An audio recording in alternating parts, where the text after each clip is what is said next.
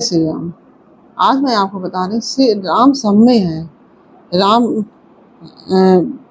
प्रभु राम स्वरूप हैं और भगवान प्रभु राम श्री राम हमारे भगवान हैं। भगवान जो प्रभु श्री राम है वह मर्यादा पुरुषोत्तम है और वह एक राजा जनक के पुत्र हैं, माता सीता के पति हैं और अपने भक्तों के प्रभु हैं। और भगवान हनुमान जी के तो सर्वस्व हैं। वो तो हनुमान जी तो उनके बिना एक पग भी नहीं चलते हैं। तो आज मैं आपको इसी संबंध में बात बताने जा रही हूँ कि जानकी के सुखधाम और मन है श्री राम, जिसकी छवि भगवान माता सीता ने पुष्प वाटिका में निहार कर वह गिरिराज जो किशोरी थी, उनको गिरिराज किशोरी कहते हैं माता पार्वती को। तो गिरजा जी से अनुनय विनय करने लगती हैं कि उन्हें श्री राम ही पति के रूप में मिले, जब भी मिले तो श्री राम ही पति के रूप में मिले। स्वयंवर में माँ पार्वती से कहती हैं, सीता माता पार्वती माता से कहती हैं कि यह जो धनुष है इसका भार आप कम कर दीजिए, जिससे कि प्रभु श्री राम धनुष को तोड़ सकें। और वन जाने की जब बारी आई, जब वन में गई है, वन गमन के लिए भगवान गए हैं, जब उनको तो वह अपने मन के साथ चल दी, अपने प्रभु श्री राम के साथ चल दी और अपने मन की ही खोज में परमात्मा पशु पक्षियों से पता पूछने को विवश हुए। लंका की अशोक वाटिका में हनुमान जी गए हैं, तो वो उन्होंने अपने प्रभु श्री राम का ही हाल पूछा और यह कहा कि प्रभु हमें कब लेने आएंगे। वो जब भगवान राम को 14 वर्ष का वनवास हुआ तो माता सीता बिल्कुल भी नहीं हिचकिचाई और तुरंत भगवान राम के साथ और लक्ष्मण जी के साथ चल दी वन गमन के लिए। और उन्होंने अपने सारे सुख जो थे वो सब त्याग दिए। एक राजा की बेटी होने के पश्चात, एक राजा की बहू थी, एक राजा की बेटी थी, फिर भी उन्होंने वन गमन का रास्ता चुना और अपने पति श्री राम के साथ वन गमन के लिए गई। ये मतलब उनका इतना भगवान के प्रति इतना प्रेम है, मतलब कि जो कि उन्होंने सारे सुख त्याग कर अपने पति के साथ वन गमन के लिए चल दी। ये है सीता के राम। और हनुमान के राम, हनुमान के लिए राम क्या है क्या नहीं है, तो हनुमान के लिए तो राम क्या नहीं है, सब कुछ है। वो उनका सर्वस्व राम को ही समर्पित है। स्वयं के अस्तित्व को प्रभु चरणों में समर्पित करने वाले हनुमान ने भक्ति का आदर्श स्थापित किया है कि वे स्वयं भगवान हो गए। ऐसी भक्ति की कि आज हनुमान भी भगवान ही हो गए।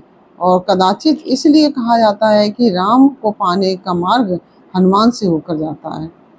अगर राम को पाना है तो हनुमान की भक्ति करनी पड़ेगी। अगर आप हनुमान जी को खुश कर लिया तो आपको राम की प्राप्ति अवश्य हो जाएगी। बल बुद्धि और विद्या के देव होकर भी उन्हें अहंकार छुआ भी नहीं, अहंकार बिल्कुल भी नहीं हुआ, जबकि उनके पास कितनी बुद्धि भगवान हनुमान जी के पास होने के बावजूद और विद्या वो अष्ट सिद्धि उनको प्राप्त थी और उनको बिल्कुल भी अहंकार नहीं हुआ इस चीज़ों का। तो उनके जीवन का आधार है, क्योंकि भक्ति ही उनके जीवन का आधार है। और उनकी भक्ति की ऊंचाई इतनी है कि प्रभु राम को भूलोक त्यागने के लिए भी हनुमान को पाताल जाने का आग्रह करना पड़ता है। भूलोक त्यागने के लिए भी हनुमान को पाताल जाने का आग्रह करना पड़ता है, क्योंकि बजरंगबली के रहते बजरंगबली जब तक रहते हुए यम राम तक नहीं पहुंच सकते थे, किसी भी प्रकार से नहीं पहुंच सकते थे, क्योंकि यम भी हनुमान जी से हनुमान जी यम को भी नहीं प्रभु तक आने दे सकते थे, इसलिए पहले उनको पाताल लोक में जाना पड़ा, तब हनुमान जी राम जी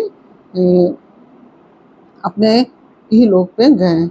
और हनुमान चिरंजीवी हैं और राम भक्त भी हैं, इसलिए राम का नाम अनंत काल तक ब्रह्मांड में व्याप्त रहेगा, क्योंकि हनुमान निरंतर राम धुन में लीन है। वो हम हर समय राम की ही भक्ति में रहते हैं। बिल्कुल एक पल भी हनुमान जी राम की भक्ति से दूर नहीं होते हैं। राम क्योंकि प्रभु राम का स्वरूप प्रभु राम स्वरूप है, तो हनुमान उनकी परछाई है, ये समझ लीजिए। प्रभु राम अगर स्वरूप है तो वो हनुमान उनकी परछाई है। परछाई कभी स्वरूप से दूर नहीं हो सकती। राम की महिमा का बखान हो तो उसमें हनुमान ना हो तो वह राम कथा कहीं नहीं जा सकती।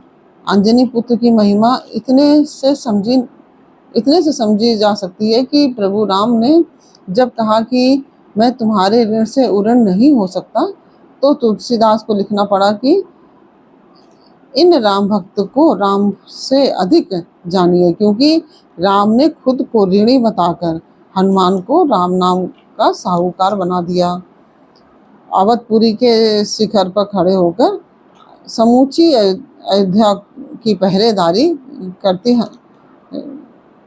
हनुमानगढ़ी, जहाँ पे भगवान राम का मंदिर है, वहाँ हनुमानगढ़ी, अयोध्या में हनुमानगढ़ी भी, जहाँ कहीं भी आपको राम के मंदिर मिलेंगे वहाँ हनुमान जी अवश्य होंगे। बिना राम के हनुमान जी नहीं है, हनुमान के बिना राम जी नहीं है। तो ये दोनों आपको एक ही मंदिर में जरूर मिलेंगे, साथ ही मिलेंगे वो। तो इस प्रकार से ये हनुमान की भक्ति हमने आपको बताई कि किस प्रकार से हनुमान की भक्ति है, जो हर पल भगवान की सेवा में हर समय तत्पर रहते हैं हनुमान जी।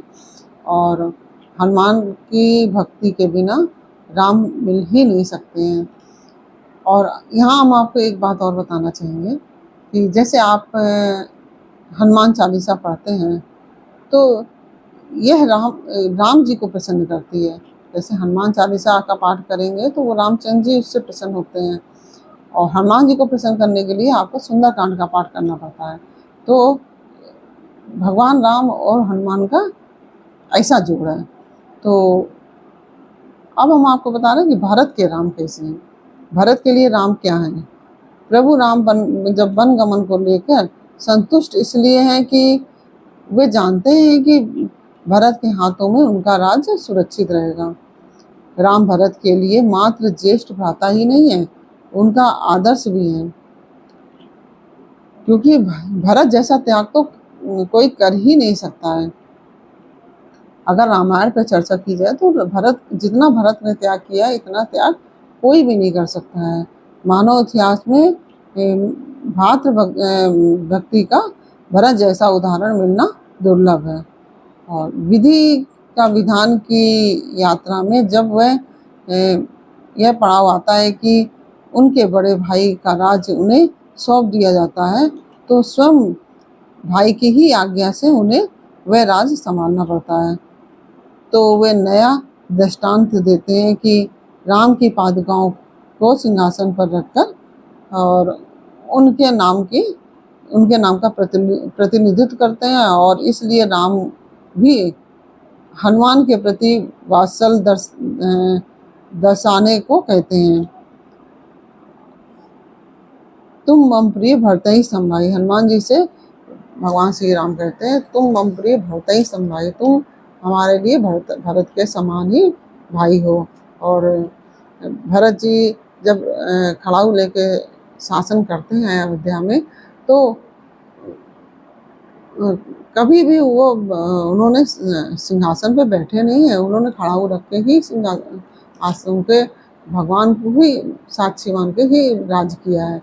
और उन्होंने वो जैसे भगवान श्री राम वन में थे, वही उसी प्रकार वो अयोध्या में रह के अलग कुटिया बना के वो रहते थे, और वैसे ही रहते थे जैसे भगवान श्री राम वन में रहते थे। तो उन्होंने भी अपने सारे सुखों का त्याग कर दिया था भगवान श्री राम के लिए। तो ऐसे हैं भरत के राम। और अब हम बताने जा रहे हैं कि विभीषण के नाम क्या हैं।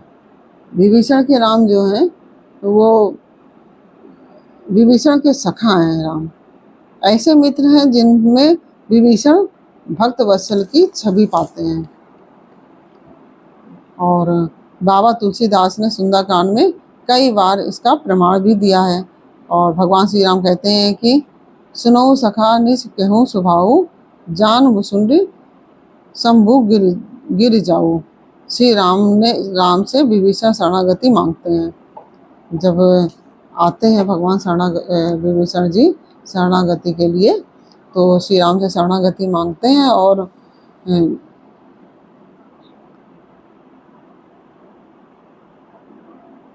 करुणा निधान उन्हें निर्मल मन पाते हुए अपना सामीप्य भी देते हैं, उनको अपने शरण में ले लेते हैं। यही नहीं, उन्हें शरणागति देते हुए लंका का राजा भी बना देते हैं। और श्री राम सकुचाते हुए यह सब करते हैं और उनका संकोच यह है कि कहीं विभीषण यह न पूछ बैठे कि हम तो शरणागति होने आए थे और आप हमें राजा बना रहे हैं। तो इस प्रकार से विभीषण के लिए राम इस तरह के थे। और विश्वामित्र के राम, विश्वामित्र की शक्ति है राम। भगवान राम विश्वामित्र जी की शक्ति है। राक्षसों से यज्ञ की रक्षा के लिए राजा दशरथ से जब राम को मांगने मुनि पहुंचते हैं तो उन्हें पता चलता है कि राम क्या है। राजा दशरथ कहते हैं कि राम मेरा सर्वस्व ले जाइए किंतु राम को न मांगिए। लेकिन मुनि को विश्वास है कि राम धरती का भार उतारने के लिए अवतरित हुए हैं, इसलिए वह दशरथ जी से राम को मांगने के लिए आते हैं। और क्योंकि विश्वामित्र जी जानते हैं कि यही धरती का भार कम करेंगे और सभी राक्षसों का पतन करेंगे। इस नाते बिना संशय वह राजन से बताते हैं कि मुझे राम ही चाहिए। उन्हीं राम से वे अहिल्या का उद्धार भी करा देते हैं और राक्षसों का वध कराकर यज्ञ पूर्ण कराते हैं। और इस प्रकार से विश्वामित्र मुनि विश्वामित्र जी के राम हैं। और हम कौशल्या के लिए राम क्या है तो उसका वर्णन करने जा रहे हैं। तो माँ के लिए पुत्र की चिंता क्या होती है, चाहे वह ईश्वर ही क्यों ना हो। पुत्र चाहे ईश्वर ही क्यों ना हो, कोई भी, चाहे साधारण पुत्र हो चाहे ईश्वर ही क्यों ना हो, तो वो माँ के लिए चिंता क्या होती है कोई नहीं बता सकता है। तो राम क्यों जरूरी है, यह उनके लिए उनके जन्म के लिए कौशल्या और दशरथ की बेचैनी में दिखता है। ईश्वर को गोद में खिलाने वाली कौशल्या उन पर पूरा प्रेम लुटा सकें, इसके लिए विनती करती हैं कि उन्हें ईश्वरीय रूप याद न रहे। जब भगवान श्री राम प्रकट होने वाले थे तो जब प्रकट होने को तो भगवान विष्णु ने उनको दर्शन दिया और उन्होंने बताया कि माता मैं ही तुम्हारे गर्भ से आ रहा हूँ। तो जब भगवान माता तो भाव विभल हो गई। भगवान वैसे भी पुत्र के लिए तो भाव विभल हो ही जाते, कि परमात्मा पुत्र बन के आ रहे हैं उसके लिए तो और भी ज़्यादा, तो उसकी तो कल्पना ही नहीं की जा सकती कि कितनी भाव विभल हुई होंगी। तो फिर माता ने उनसे, भगवान श्री राम से विनती की कि आप हमें बालक रूप में मिले और मुझे जो आपने हमसे कहा है, जो हमें आप बालक रूप में ही हमारी गोद में आइए और मुझे ये स्मृति न रहे जो हमने अभी देखा है, जो सुना है, ये हमें स्मृति न रहे। तभी तो हम अपना मातृत्व भाव दिखा पाएंगे, नहीं तो वो तो भक्ति भाव आ जाएगा ना, एक भक्त तो भगवान का भाव आ जाएगा। इसलिए कौशल्या माता ने उनसे, भगवान विष्णु से इस प्रकार से विनती की और इस तरह से ये कौशल्या के राम हुए। और कैकेयी भी भगवान राम से बहुत प्रेम करती थी। और ये चर्चा मैं आपसे आगे वीडियो में करूँगी, क्योंकि ये वीडियो बहुत लंबा हो जाएगा, इसलिए आगे वीडियो में मैं आपसे ये चर्चा करूँगी। और यह जानकारी जो हमने आपको दी है, यह जानकारी आपको कैसी लगी, यह हमें कमेंट बॉक्स में अवश्य बताइए। अच्छी लगी हो तो वीडियो को लाइक शेयर अवश्य कीजिए। कमेंट में जय श्री राम अवश्य लिखिए, क्योंकि राम जी का नाम लेने से, एक बार राम नाम लेने से मनुष्य का उद्धार हो जाता है। तो इसलिए राम का नाम हमेशा जपते रहना चाहिए। जय श्री राम।